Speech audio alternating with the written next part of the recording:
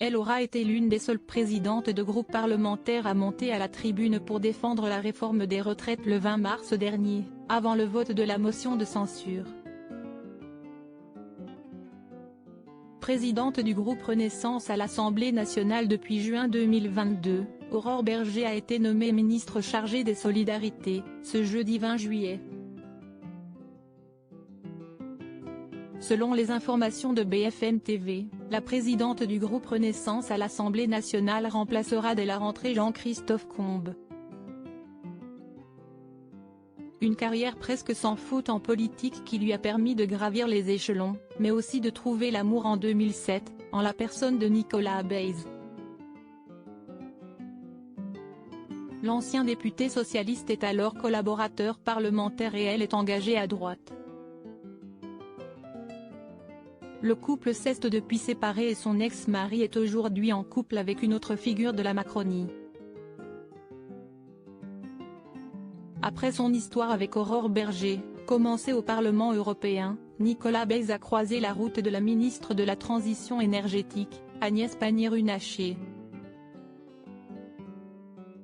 L'ex-mari de la présidente du groupe Renaissance a rencontré sa nouvelle compagne au ministère de l'Industrie, où elle était ministre et lui son conseiller. Découvrez les ministres du gouvernement Borny qui est le nouveau compagnon d'Aurore Bergé. Avoir le même métier, comprendre pourquoi vous pensez à autre chose. Si est-il très important. C'est pour ça qu'il y a beaucoup de couples en politique, nous expliquait Agnès Pannier-Runacher dans une interview à Gala en août dernier. Comme des millions de Français, j'ai rencontré mon nouveau compagnon au travail. De leur côté, Nicolas Bayes et Aurore Bergé avaient choisi pour témoin Roselyne Bachelot, alors ministre de la Santé et des Sports, et Pierre Moscovici, alors député socialiste.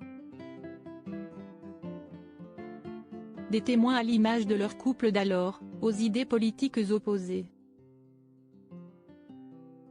Depuis leur séparation, Aurore Bergé a refait sa vie. Et si est-il à nouveau grâce à la politique qu'elle a trouvé l'amour. Mon compagnon, Grégory Besson-Moreau, était député avec moi dans le précédent mandat. C'est ainsi qu'on s'est rencontrés, nous précisait-elle dans une interview accordée à Gala en septembre dernier. Rien de très original en vérité. On passe beaucoup de temps à l'Assemblée. Cela crée parfois de belles histoires. Le mois suivant cette interview, Aurore Bergé donnait naissance à leur fille, son premier enfant, prénommé Victoire. Crédit photo, Stéphane Le Mouton.